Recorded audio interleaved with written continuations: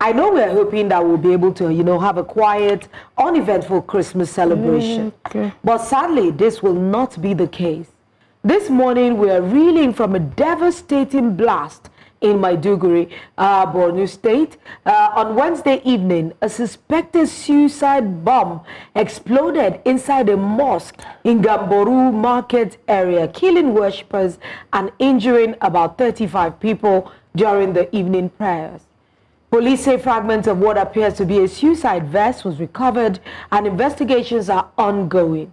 No group has claimed responsibility, but this attack comes amid the long-running insecurity in northeastern Nigeria linked to insurgent groups such as Boko Haram and its splinter factions. Borno State Governor Babagana Zulum has condemned the attack as barbaric and inhumane, and he urged heightened vigilance in the places of worship, especially during the festive period.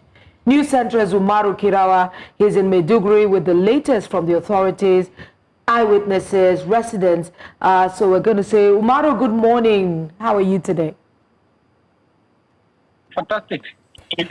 Good morning, Umaru. Please go ahead and tell us, what is the latest confirmed casualty figure from this explosion, and what can you tell us about the condition of the injured?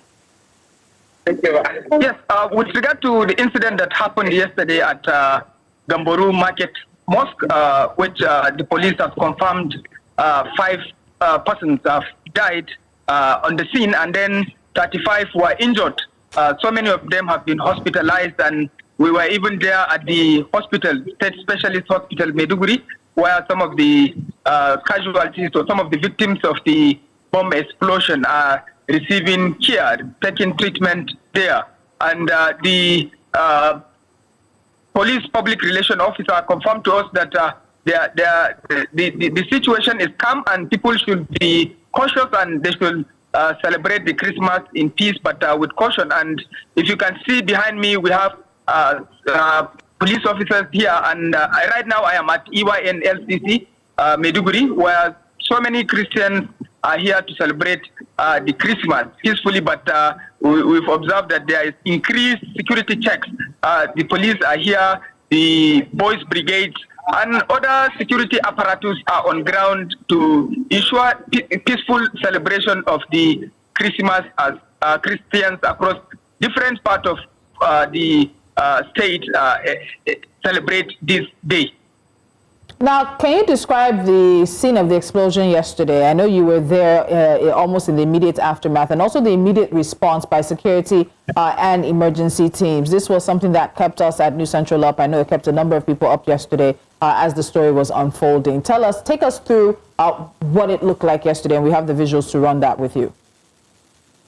Yes, the incident happened at Gamboru Market Mosque in Maiduguri Metropolis, and I was in the area specifically.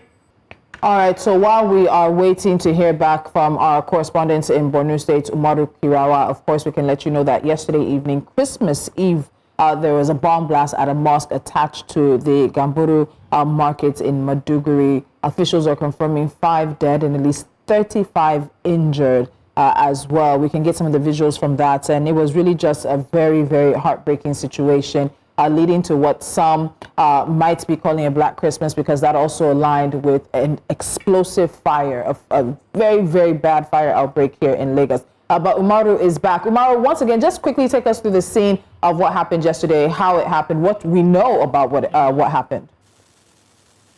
Yes, like I said, I was in the area when the incident happened, but it's a small distance. When I heard the sound, I told my friends that it sounds like a bomb explosion, and they told me that it's a tire that exploded of a vehicle. So we had nothing but to continue with what we are doing. We went and prayed, and then after prayers, then we were informed that people died in the mosque, and it's an explosion.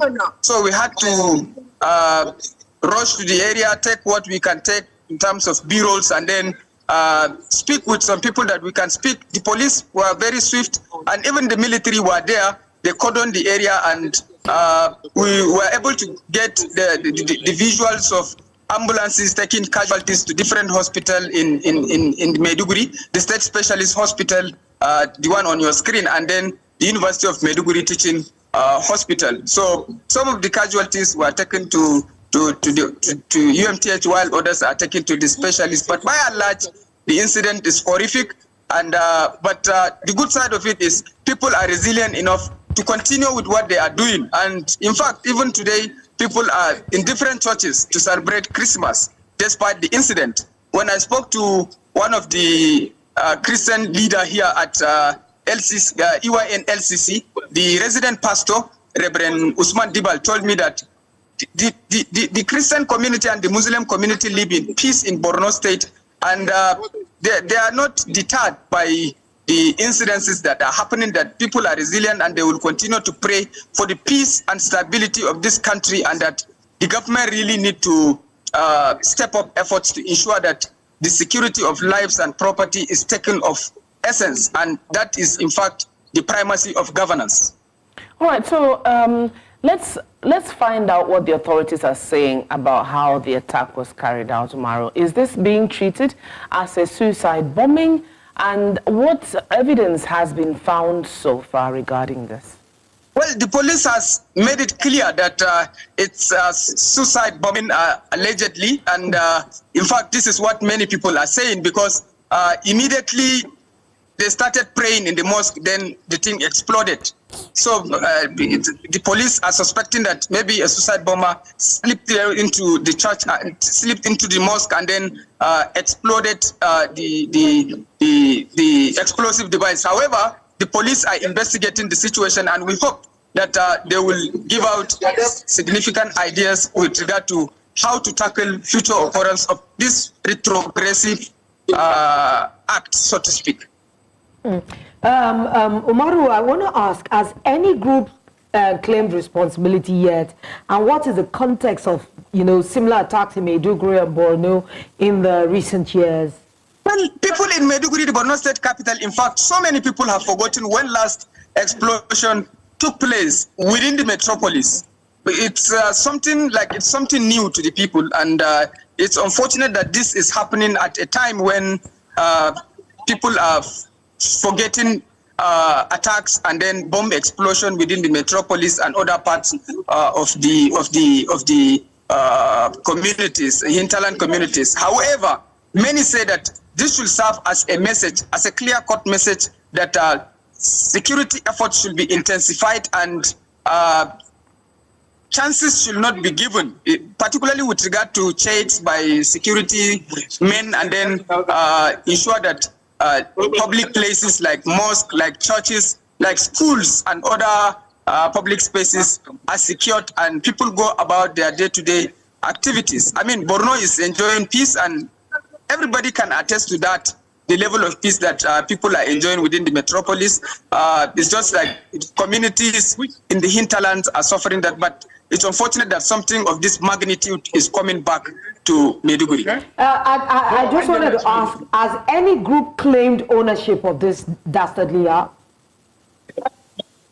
Well, for now, nobody has claimed, but it's obvious that the terrorist organizations in the northeast, in the Lake Chad, are well known.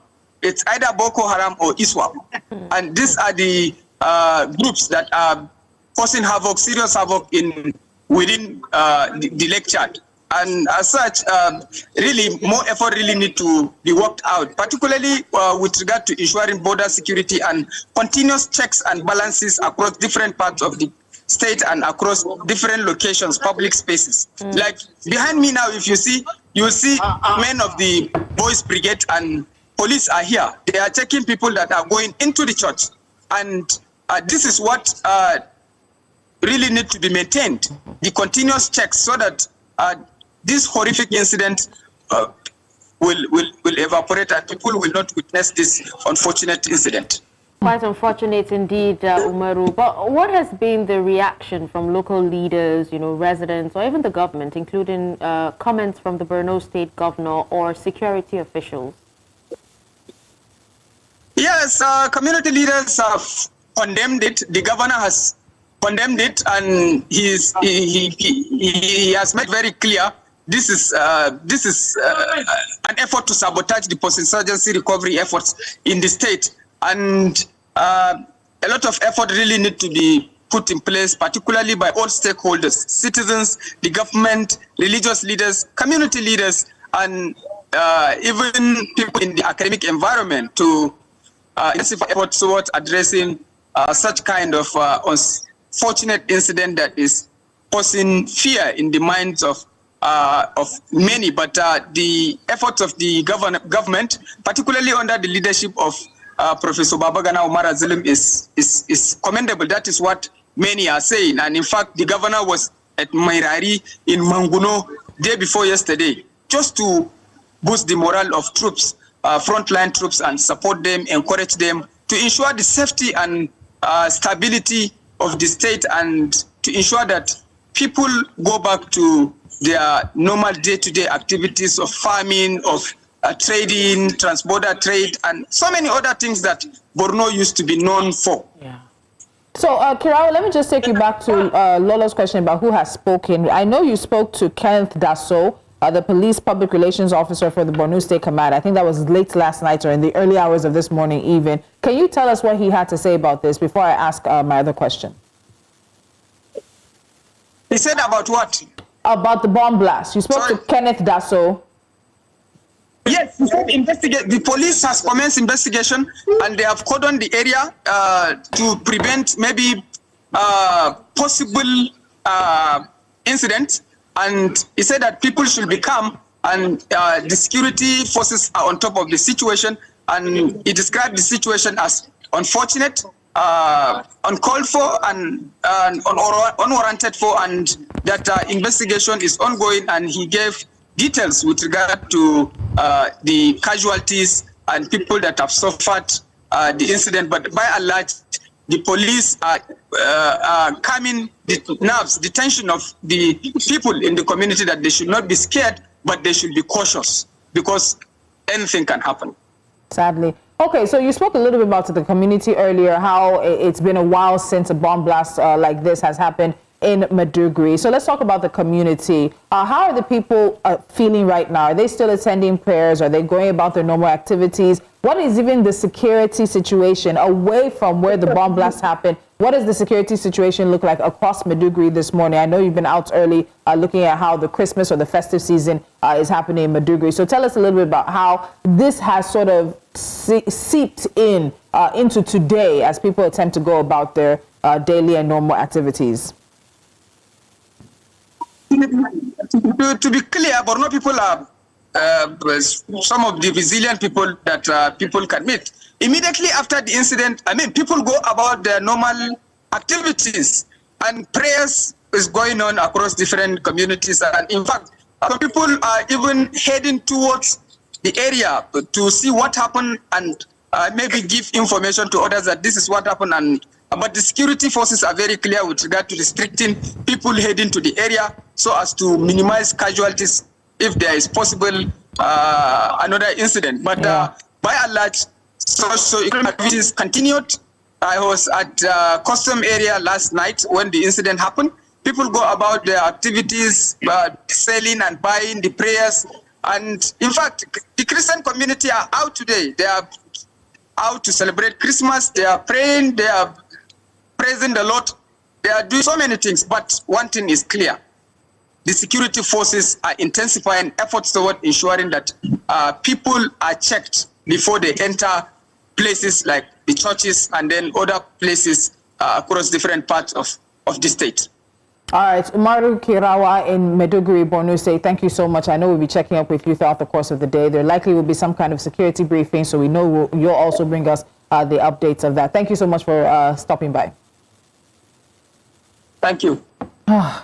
And I think the last point he made is a very vital one in terms of police ensuring that people do not gather there, because in some of these situations, either in the immediate aftermath of an explosion when people try to run to help, there's sometimes I'm not sure how often that has happened in Nigeria, but there are often sometimes a secondary suicide bomber who is waiting for more people to come, to conjugate, to run to help, and then a secondary suicide bomber will also explode. Again, I'm not sure how many times that particular scenario has happened in Nigeria, but it is one that we see across the Middle East, one that we see employed with some of these terrorist organizations. And so I think it is important to make sure, keep people away. This is it's not a tourist destination. It's not a look and see. It's not somewhere you need to stop and view blood and whatever else may be on the floor. I think even just to honor the dead, let's not turn this into a spectacle. A spectacle, yeah. And I condemn these acts, wholeheartedly, because this was something we used to experience in the past when we had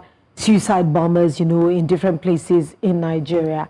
And, when these kinds of things start to repeat itself, I cannot lie, I start to fear.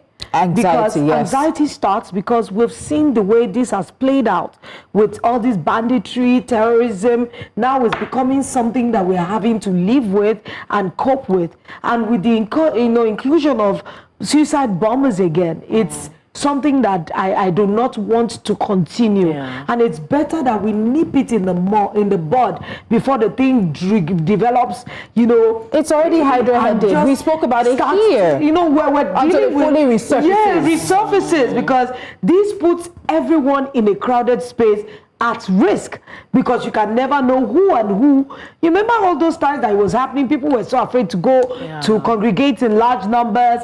Churches frisked you. They don't even allow teenagers carry stuff. And you know that this is the festive season, December, especially Christmas and New Year, where people like to do this thing they call bangers and firecrackers.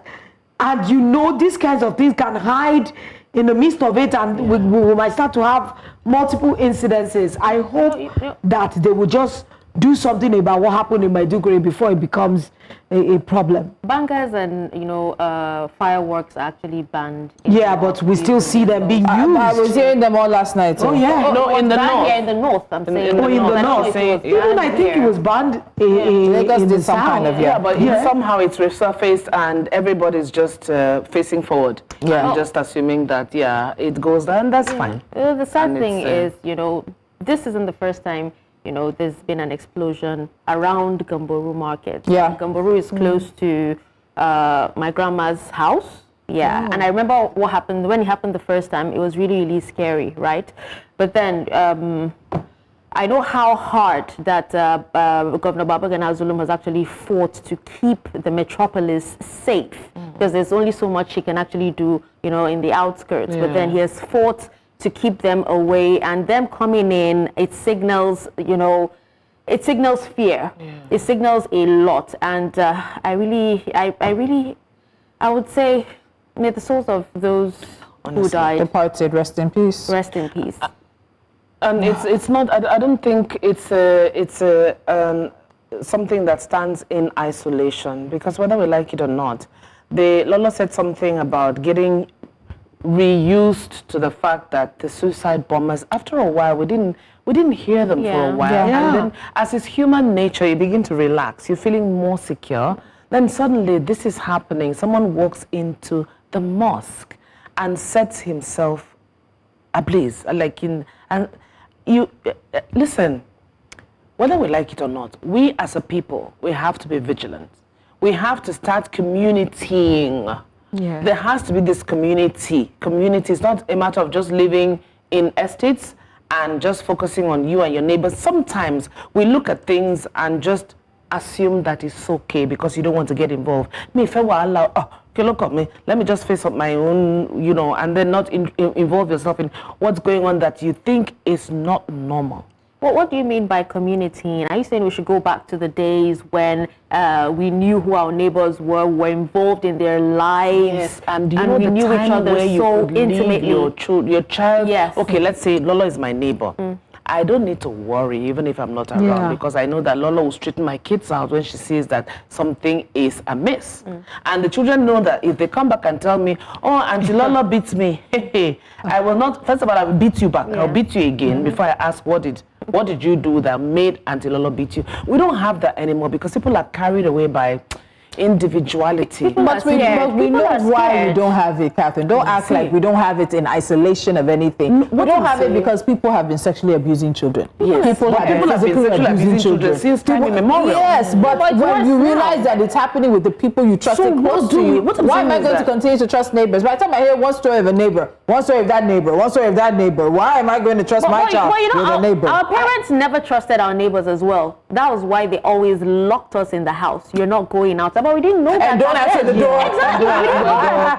Don't answer the door. But also, if you look at the flip side of it, if something happened in the house and you're locked in, what then happens? What we usually say is, God forbid, it's not my portion. But that doesn't negate or that doesn't stop that kind of thing from happening. You can lock a child in the house. Abroad, it's an offense too. Because as they're anticipating that these kinds of things happen. What if there's a snake, a fire or something in the house and the child cannot escape because the child is locked in? It's not what we like to imagine, but there's two sides to a story. But what I'm saying is that we as people, we get carried away by our lives. We are busy with our lives, we're busy with parenting, with children, with family, you see something that it doesn't seem okay, but you don't involve yourself. We carry our face. So what it may be is that we don't need to be involved. We don't necessarily these days, because people are crazy. We don't need to be the one pointing finger and say you're doing this thing. But I think we need to mandate ourselves to be reporters and truly see something, say something. Who are the authorities we say something to? We're in Lagos State. Everybody's a mandated reporter. Titi Lola will tell us, you see something, you say something. Report to the Lagos Domestic and Sexual Violence Agency. If we need to report something to the police, if we need to report something to the military. But also don't forget that there has to be levels of trust between the people and those people we're meant to report to. So if people in Maiduguri, people in Kebbi, people in Nasarawa do not feel comfortable trusting the military, which we've heard they said they don't, how are they supposed to report? Especially in Adamawa State, So the background is there. All of us need to work, but I think it's the security agencies and the government that have much more work to do in order to get the trust of the people back. We're ready. People have information. I'm even I need to comment, because when Umaru was talking, he said that the security agencies swung in on time. Yes. And they were able to contain. You know, sometimes when bad things happen, the aftermath is always worse than the actual. Imagine if there was a stampede, if there was no quick intervention, it could have escalated a little more. And they were able to take them quickly to the hospitals. At least we see footages of people already on the beds being attended to, because I've seen situations where terrible things happen and people are just all over the place, and it's individuals that are getting into the place, and when it's a bomb, we have to be extra careful. Because, and I'm sure they have to identify. They said they have found remnants of the vests. So there are some details coming out. It makes me who wore it is in pieces. It's who represented. It also makes me wonder what will happen when Babagana Zulum's tenure is over and someone who doesn't have as much passion for security comes in as governor. There's always that fear, not even with the northern governors. Anyway, this is a conversation that will continue to unfold. Or continuity. And as this aftermath of the explosion in Maiduguri continues to unfold, we will keep bringing you,